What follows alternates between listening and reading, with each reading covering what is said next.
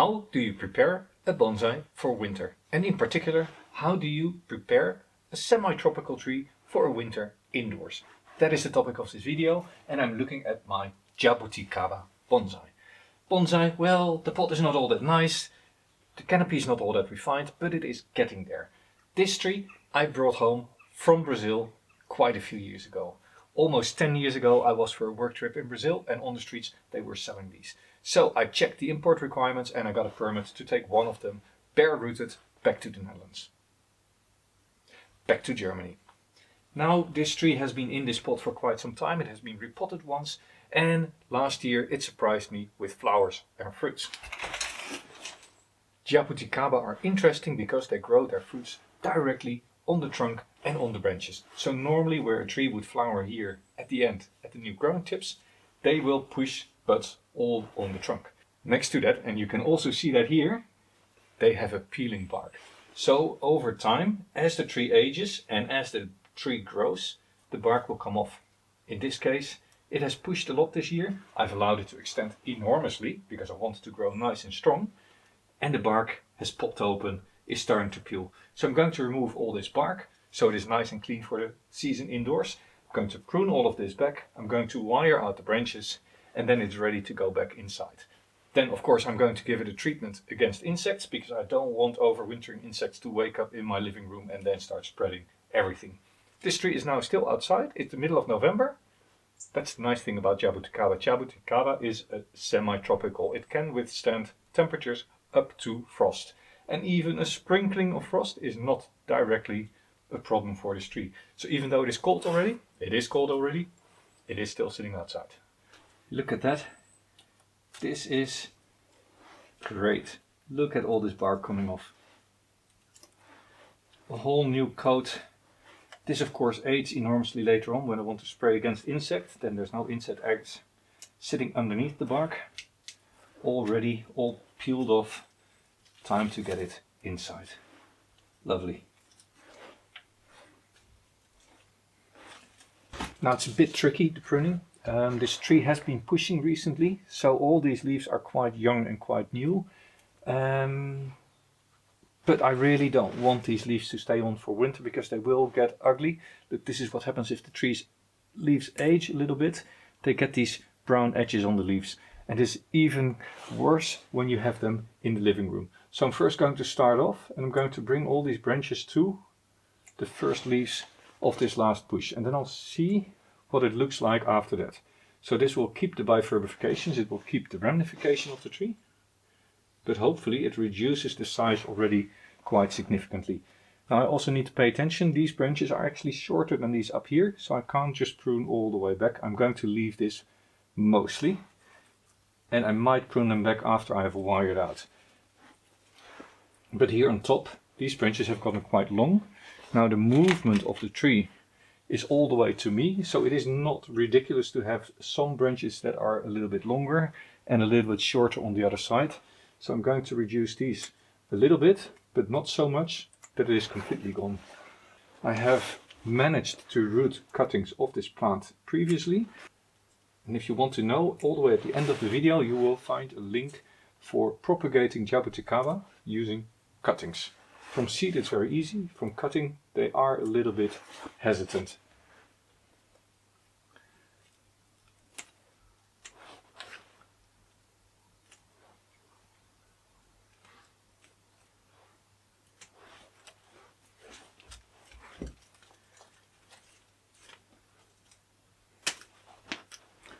Simultaneously I'm of course looking at long branches that grow into the canopy, and I remove those. So basically this is just a rough shaping, creating space and helping me later on in wiring this out. This is the top of the tree, but I don't want it to grow all that tall. Right, now with the primary pruning done, it is time to look at the rest of the tree, right? If you now look at the tree and see this is a trunk line coming up, and then this is the top of the tree. This is a branch coming off that main trunk line here. Still a little bit of bark there, let's take that out. And this branch here comes to the side and is actually interfering with this branch here. This branch comes from this little side trunk. Now, if I say that this is the top of the tree, that means that this can never be as tall as the top of the tree. So I should reduce this all the way to the side branch. Now what happens is that this branch really grows over this branch. So the tree canopy really comes together more. The same here, you have a branch coming up, but this I can fix with a bit of wire. I can bring this down and this over, so that you really have this as a sub branch from the main tree. Now, to facilitate this process of wiring out, I'm also going to remove a lot of the foliage. As said, I've pruned back to roughly the length that I want all the branches to be. And then I can go in and say, well, this is nice. There's only 2 leaves at the end. Same here. So this branch is all nice and cleaned up. But next to it here is a branch and it has a lot of foliage. And here we can also say, I just want leaves here all the way at the tip. So remove these inner leaves here. This will of course greatly facilitate the wiring out. It will also enhance the structure, right? You see more of the tree structure if it has fewer leaves. And at the end I'm just leaving 2, maybe 3 leaves if it is a little bit weaker. And this is now a branch that can be wired out completely.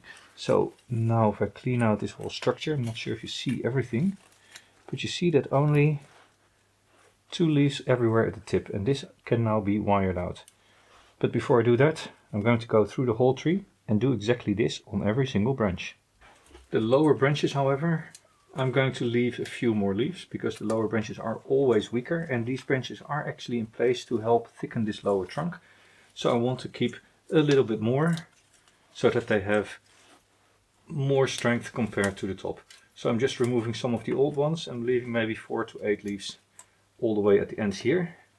Still focusing on creating openness so we can actually see the structure when wiring.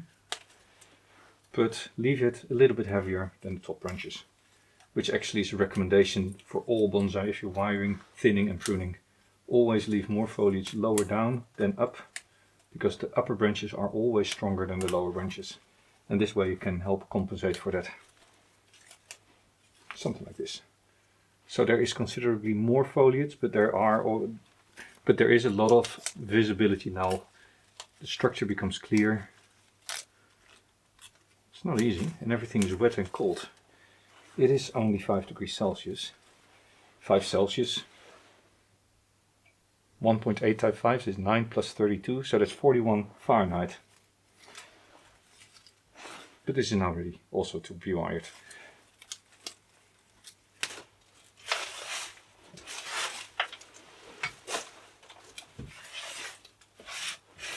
Right.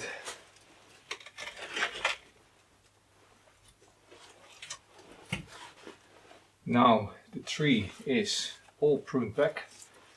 All the branches have been thinned out. You can now really see the structure. And I guess there's nothing left now to grab my 1 and 1.5 millimeters of aluminium wire, little pruning scissors, and start wiring these out. I don't think I'm going to wire every single little twig. I'm just going to wire the primaries and maybe the secondaries and really position the foliage and leave the rest on place so that over winter it can just grow. And in spring, after it sits inside for all winter and it still looks a little bit scruffy, then before the first push in spring outside starts, I'll give it another complete cleanup and a wiring out. But for now, this is pretty much the state that I want it to be in. You can see a lot of these main branches are already quite well positioned. So I'll have to see how much wire I'm going to use. I'm afraid I'm going to use a lot of wire, knowing myself. And then it is going to be all organized, and then it's ready to be sprayed against insects. And then in a few days I can put it inside. Let me get some wire out. And this tree is now at the point that I don't want to change the angle of detachment anymore. So I'm just going to use my 1.5 millimeters here to just wire this part. This is already the same thickness, so I think this wire is too heavy. Here the fork, I'm just going to use this wire to connect it at this point. Go around once or twice. And I know if you wire a lot you are quite familiar with this practice, but I also realize a lot of people come to my channel who are reasonably new to bonsai. So sometimes it's repetitive. If you don't like it, you can always just take the YouTube navigation and move to the next part of the video. But yeah, So basically with this I've now wired the main branch out. Let's go just beyond this junction and cut it back. And as said, then I'm going to just use very, very thin wire. This is only 1 millimeter. And actually 1 millimeter is for most purposes way too thin, because it doesn't really hold a lot. But yeah, these thin benches don't have any alternative but to use this thin wire. And actually should buy new. This roll has lasted me 5 or 6 years. It was half a kilo of thin aluminium. And here I'm just going to start with this first branch. Put it over the junction. Well, actually not this much. I'm not going to wire the whole thing. Wire 1 or 2 loops so it's secured. Follow the main branch up. This of course is not going to be able to bend the main branch. That's also not the idea. I'm just going to go around once more so that it ends up here, and I can wire this branch out as well. And with this all in place, I can quite easily now position these branches, right? So this coming down and a little bit forward, this going over, and the main branch here, bring this down a little bit and back up. So this way I can now create it into little pads. Keep in mind that this wood can already be quite brittle. Even though it is still young, it is a tropical species, and tropical hardwood can get really brittle very, very easily. Now these branches, this is actually going to come a little bit forward. This over to create a second level of growth here on this pad. As said, it doesn't have to be perfect at this stage. This is really just laying out the initial branching for the rest of the winter season. Now what we see here is that this branch is really, really long. And if I move this down, and it has actually quite a few nice junctions. And as it is so long, these side branches are actually almost as long as this center part. So now I can aid in creating ramification and taper and not lose any of the length by just removing this wire again and pruning this back.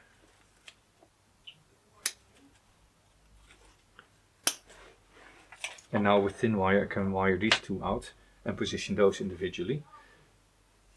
And of course I'm always trying to not cross any wires, so I'm putting it parallel to the existing wire and then go around the branch to wire it out, and the same here past the junction, just like this. And now these two can take over from what was a very long thick branch, and you just have these two thinner ones sitting here. Now this whole branch, this one is actually quite well positioned. This is reasonably well positioned, so I'm not going to wire more than I need to.